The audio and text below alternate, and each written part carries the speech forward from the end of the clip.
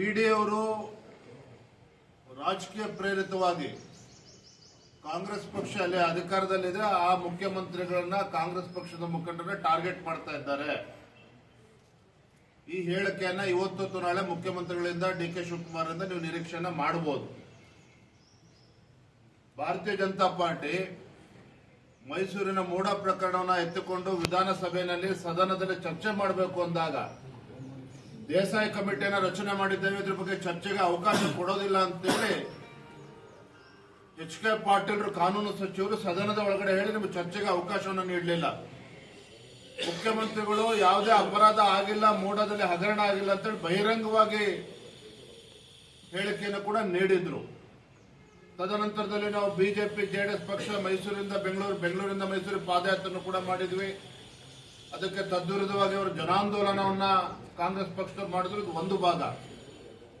ನಾವು ಅವತ್ತಿಂದನೂ ಕೂಡ ಹೇಳ್ತಾ ಇದ್ದೇವೆ, ಭಾರತೀಯ ಜನತಾ ಪಾರ್ಟಿ ಮೈಸೂರಿನ ಮೂಡ ಹಗರಣ ಅಥವಾ ಮೂಡ ಪ್ರಕರಣ ಮುಖ್ಯಮಂತ್ರಿಗಳ ಕುಟುಂಬಕ್ಕೆ ಅಕ್ರಮವಾಗಿ ಬಂದಿರತಕ್ಕಂತ 14 ನಿವೇಶನಗಳಿಗೆ ಮಾತ್ರ ಸೀಮಿತ ಆಗಿಲ್ಲ. ನಾನು ಹಲವಾರು ಬಾರಿ ಹೇಳಿದ್ದೇನೆ ವಿಚಾರವನ್ನ. ಅಕ್ರಮವಾಗಿ ಮುಖ್ಯಮಂತ್ರಿಗಳ ಕುಟುಂಬ 14 ನಿವೇಶನಗಳನ್ನೇನು ಪಡೆದುಕೊಂಡಿದ್ದಾರೆ. ಜೊತೆಗೆ ಮುಖ್ಯಮಂತ್ರಿಗಳು ಹೇಳಿಕೆ ತಾವು ಮರಿಬಾರದು. ಏನು ಮುಖ್ಯಮಂತ್ರಿಗಳ ಕುಟುಂಬ ಅಂತ ಹೇಳಿದ್ರೆ ಅನ್ಯಾಯ ಆಗ್ಬೇಕಾ? 14 ನಿವೇಶನಗಳನ್ನ ಹಿಂದಿರುಗಿಸಬೇಕು ಅಂತ ಹೇಳಿದ್ರೆ 62 ಕೋಟಿ ಪರಿಹಾರ ಕೊಡ್ಲಿ, ಹಿಂದಿರುಗಿಸ್ತೇವೆ ಅನ್ನೋ ಮಾತನ್ನು ಕೂಡ ಸ್ವತಃ ಮುಖ್ಯಮಂತ್ರಿಗಳು ಹೇಳಿದ್ರು. ನಾನು ಹೇಳಿದ್ದೆ 14 ನಿವೇಶನದ ಜೊತೆಗೆ ಸಾವಿರಾರು ಕೋಟಿಗೆ ಬೆಲೆ ಬಾಳ್ತಕ್ಕಂತ ನಿವೇಶನಗಳು ಇವತ್ತು ರಿಯಲ್ ಎಸ್ಟೇಟ್ ಬ್ರೋಕರ್ಗಳ ಪಾಲಾಗಿದೆ. ಯಾವ ಬಡವರಿಗೆ ಕೊಡಬೇಕಾಗಿರ್ತಕ್ಕಂಥ ನಿವೇಶನ ಇವತ್ತು ಬ್ರೋಕರ್ಗಳಿಗೆ ಹಂಚಿದ್ದಾರೆ ಕಾಂಗ್ರೆಸ್ ಸರ್ಕಾರದವರು, ಸಚಿವರು ಅನ್ನುವ ಮಾತನ್ನ ಹೇಳಿದ್ವಿ. ಕೇವಲ ಆರೋಪ ಇರಲಿಲ್ಲ. ಲೋಕಾಯುಕ್ತದವರು ಯಾವ ರೀತಿ ತನಿಖೆ ಮಾಡ್ತಾ ಇದ್ದಾರೆ ಇವತ್ತು ಜಗಜ್ಜಾಹೀರಾಗಿದೆ. ಮುಖ್ಯಮಂತ್ರಿಗಳ ಬಾಮೈದ ರಾತ್ರಿ ಹೋಗಿ ತನಿಖಾಧಿಕಾರಿಗಳನ್ನ ಭೇಟಿ ಮಾಡಿ ಬರ್ತಾರೆ.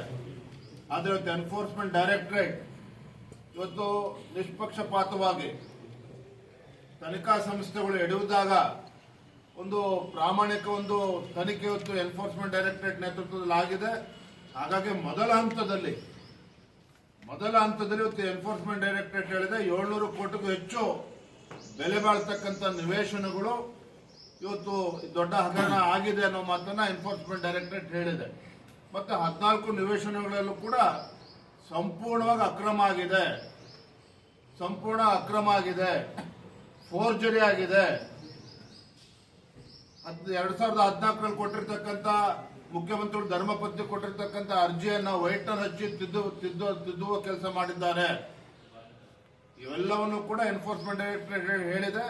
ನಾವು ಕೂಡ ಇದ್ರ ಬಗ್ಗೆ ಹಲವಾರು ಬಾರಿ ನಮ್ಮ ಪಕ್ಷ ಚರ್ಚೆಯನ್ನ ಮಾಡಿದ್ದೇವೆ. ಅದೇ ರಾಜಕೀಯ ಪ್ರೇರಿತವಾಗಿ ಇವರು ಹೇಳಿಕೆ ಕೊಡ್ತಾರೆ, ಬಿಜೆಪಿಯವರಿಗೆ ಮಾಡಕ್ ಕೆಲಸ ಇಲ್ಲ ಅಂತ ಹೇಳಿ ಪಾಪ ಮುಖ್ಯಮಂತ್ರಿಗಳೇ ನಮ್ಮ ಮೇಲೆ ಆರೋಪ ಮಾಡ್ತಾ ಇದ್ರು. ಅಚಾನಕ್ ಆಗಿ ಜ್ಞಾನೋದಯ ಆಗಿ ಅವರ ಧರ್ಮಪತ್ನಿಯವರು ಮುಖ್ಯಮಂತ್ರಿ ಮನೆಯಲ್ಲಿ ಅಧಿಕೃತ ನಿವಾಸದಲ್ಲೇ ಕುತ್ಕೊಂಡು ಮುಖ್ಯಮಂತ್ರಿಗಳ ಗಮನಕ್ಕೂ ಬಾರ್ದೇನೆ ಒಂದು ಅರ್ಜಿಯನ್ನ ಮೈಸೂರಿನ ಮೂಡ ಕಮಿಷನರ್ಗೆ ಬರೆದಿದ್ರು. ತಮಗೆ ನೆನಪಿದೆ, ನನಗೆ ತೇಜೋವಧ ಆಗ್ತದೆ, 14 ನಿವೇಶನಗಳನ್ನ ಹಿಂಪಡೀರಿ ಅಂತೇಳಿ ಮುಖ್ಯಮಂತ್ರಿ ಗಮನಕ್ಕೂ ಬರ್ದೇನೆ ಮುಖ್ಯಮಂತ್ರಿ ಮನೆಯಲ್ಲೇ ಕುತ್ಕೊಂಡು ಮುಖ್ಯಮಂತ್ರಿಗಳ ಧರ್ಮಪತ್ನಿಯವರು ಕೊಟ್ಟಿದ್ದಾರೆ.